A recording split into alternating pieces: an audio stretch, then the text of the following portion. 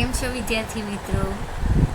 તમને બધાને ખ્યાલ આવી જ ગયો હશે કે આ વિડીયો શેના માટે બનાવેલો છે, બરાબર ને? જેની તમને આતુરતાથી રાહ જોઈ રહ્યા છો એવું ધોરણ 12નું વિજ્ઞાન પ્રવાહનું, સામાન્ય પ્રવાહનું, કે જેમાં કોમર્સ, આર્ટ્સ, વ્યવસાયલક્ષી બધાનું પરિણામ આવતીકાલે ડિક્લેર થવાનું છે, રાઈટ? સો એના માટે ગુજરાત માધ્યમિક અને ઉચ્ચતર માધ્યમિક શિક્ષણ બોર્ડ ગાંધીનગર દ્વારા એક અખબારી યાદી બહાર પાડવામાં આવેલ છે. ગુજરાત માધ્યમિક અને ઉચ્ચતર શિક્ષણ બોર્ડ ગાંધીનગરની અખબારી યાદી જણાવે છે કે ફેબ્રુઆરી-માર્ચ 2025માં યોજાયેલ ઉચ્ચતર માધ્યમિક પ્રમાણપત્ર પરીક્ષા ધોરણ 12 વિજ્ઞાન પ્રવાહ, સામાન્ય પ્રવાહ, વ્યવસાયલક્ષી પ્રવાહ, ઉઉબુ પ્રવાહ અને ગુજકેટ 2025 સંસ્કૃત માધ્યમનું પરિણામ ગુજરાત માધ્યમિક અને ઉચ્ચતર માધ્યમિક શિક્ષણ બોર્ડની વેબસાઇટ www.gaseb.org પર તારીખ 5/5/2025ના રોજ સવારના 10:30 કલાકે જાહેર કરવામાં આવશે.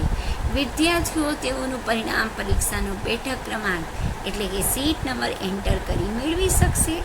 વિદ્યાર્થીઓ વોટ્સઅપ નંબર 6357300971 પર પોતાનો બેઠક ક્રમાંક મોકલીને પરિણામ મેળવી શકશે. વિદ્યાર્થીઓના ગુણપત્રક, પ્રમાણપત્ર અને એસઆર શાળાવાર મોકલવા અંગેની જાણ હવે પછીથી કરવામાં આવશે. પરીક્ષા બાદ ગુણ ચકાસણી, દફતર ચકાસણી, નામ સુધારા, ગુણ તૂટ અસ્વીકાર અને પરીક્ષામાં પુનઃ ઉપસ્થિત થવા માટેની જરૂરી સૂચનાઓ સાથેનો પરિપત્ર હવે પછીથી પ્રસિદ્ધ કરવામાં આવશે તથા ગુણપત્રક અને પ્રમાણપત્ર સાથે શાળાઓને મોકલી આપવામાં આવશે, જેની શાળાના આચાર્યશ્રીઓ, વાલીઓ, વિદ્યાર્થીઓ અને તમામ સંબંધિતોએ નોંધ લેવી. તારીખ 4/5/2025 ગાંધીનગર. R.R. વ્યાસ, સચિવ, ગુજરાત માધ્યમિક અને ઉચ્ચતર માધ્યમિક શિક્ષણ બોર્ડ ગાંધીનગર દ્વારા. તો છે ને એવા સરસ ન્યૂઝ જેની તમે રાહ જોઈ રહ્યા છો વિદ્યાર્થી મિત્રો.